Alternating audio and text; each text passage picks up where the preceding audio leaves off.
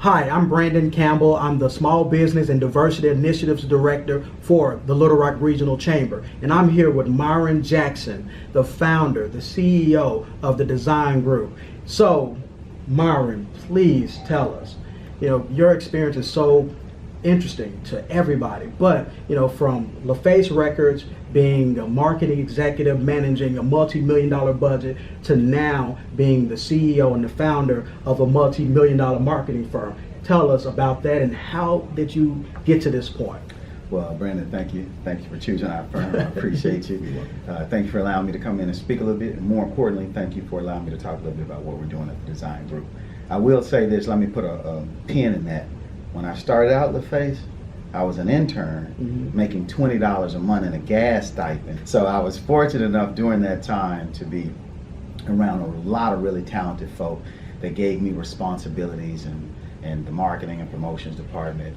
One fella in particular, a guy by the name of Randall Dunn, kind of took me under his wing, and he exposed me to some really talented folks that gave me this unique experience that allowed me to move up in the organization, move up with some of the responsibilities, and ultimately have the type of responsibilities that gave me a budget, a title, a job, and a whole lot of access. So I'm excited about that. But how did I move from entertainment business to the marketing business? It was really quite simple, necessity.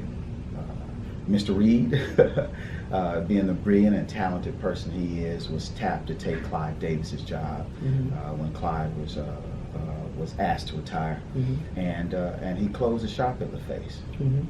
And when he closed the shop, all of these really talented folks from all across the country either had to find another job in the music business or follow him to New York. And the reality, as talented as we were, there was someone in New York that was equally as talented that already had a job. So it wasn't guaranteed you were going to keep that. I ended up back in Little Rock, and what I was doing in terms of communications, marketing brands, in terms of entertainment brands, I saw that many of the agencies in the market hadn't embraced that thinking, the idea of segmented marketing, and the idea of multiculturalism. And so with that niche and that void, I said there was a real opportunity for me to try to do that. So kind of threw up a shingle, decided there's something that makes good sense, and what I initially found in doing so is that there was this hesitancy to embrace the idea that there is a total market. Many agencies, and let me make sure I share this, talented agencies, but they just didn't have the cultural competencies to embrace the idea that what you're doing in general market is not the same as what I want to do in total market. So you would have executives say, hey, I think we're developing some campaigns that speak to everyone.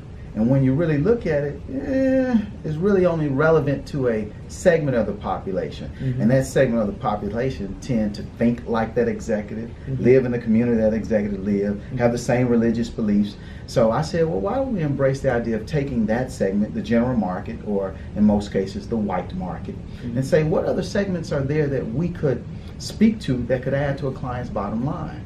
And that could be by race and ethnicity. That could be by lifestyle. That could be by life stage.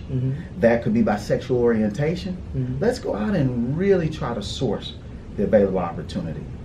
I couldn't get anyone to buy that from me. It was always, yeah, Myron, okay, but. Oh, I think we're doing that, but. Or if they did say yes, they would say, well, we've got a great campaign going on. Can you help us retrofit it? And I would say, well, people of color in particular didn't show up 2 weeks ago in this community.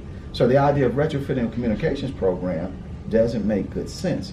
So I decided in that void that I needed to help bring something to the marketplace that enhanced what other agencies were already doing. Thus, the Design Group was born. Okay. And so what has led to your continual success? What have you been equipped with by managing the Design Group and making it a success that it is today? I will say this right here. I like to think it's me. My ego wants to say it's me.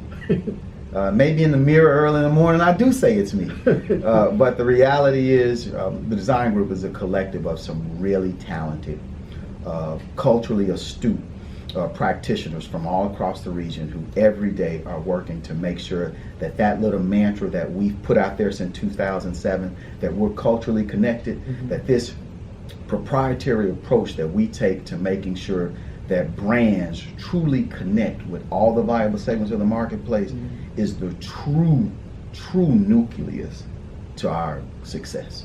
It's the aggregate value of some really talented people. Now, the role that I play is always challenging folks to think of the why. Okay, when we launched this launched this organization, many of our contemporaries told us, oh my God, small market like Little Rock, why would you want another ad agency? Or they would say multiculturalism. Okay, yeah, but does it really dictate a whole agency? We've got some smart people that we work with in our company. And I challenged them to why. Why can't you go out and bring the science of what you do every day in integrated communications, but make sure it speaks to those segments that tend to be under-messaged to, disenfranchised, tend to be disproportionately affected by the lack of knowledge, and that lack of knowledge will translate into obesity, chronic disease, consumption of products that are destroying their bodies, poor lifestyle choices, and say, why don't we take that science and start to message against these segments, and let's see what happens. And one in particular with that why is that I remember 5th grade. And fifth grade is where I really got introduced to this business, and I didn't know it at the time. And it was a why. I was in a 5th grade reading book in class, and I ran across In Time of Silver Rain by Langston Hughes. And it was this beautiful poem that really moved me, and there's this beautiful piece of photography with this leaf with a little bit of morning dew on it. And what popped in my head was, why are people living in a world like that, and I'm living in the world I'm in? Because I came from a very impoverished community, East Little Rock, affectionately known as the East End. It's gone the way of the dinosaur now. My whole community was pretty much relocated out of that area, but there were some really good people, and I tell everyone that that everyone in that community was rich in a whole lot of things except for money.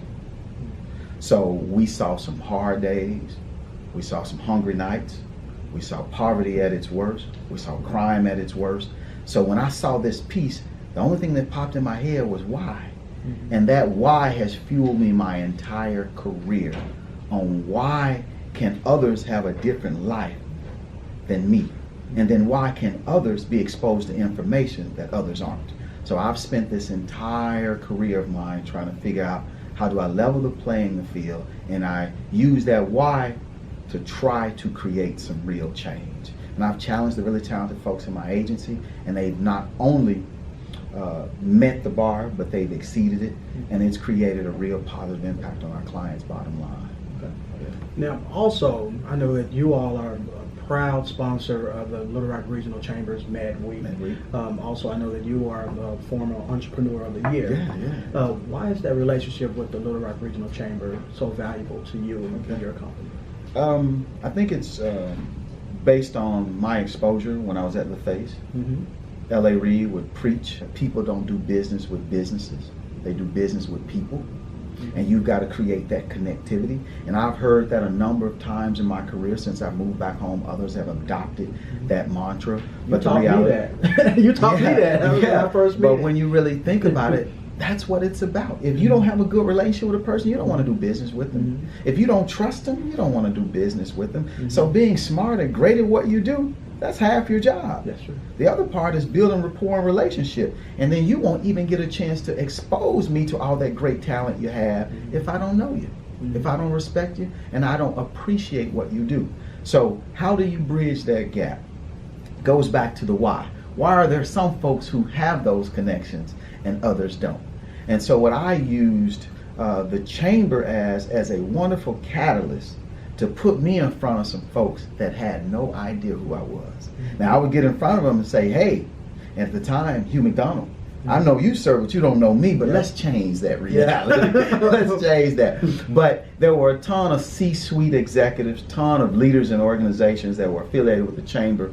And what the chamber did is allow me to really create and facilitate those handshakes. Mm-hmm. Yeah. And if someone wants to get in contact with your firm and do business with you, how would they contact you? Hey man, you know, we're like any other organization. We're everywhere. We still have the phone. You can call us, 501-492-4900. Repeating 501-492-4900. You can reach us on the web at designgroupmarketing.com, or a number of social media platforms from Twitter to Facebook to Instagram to Pinterest. If you want to get in contact with us, you can. Or you can email me myself, Myron, that's MYRON, at designgroupmarketing.com.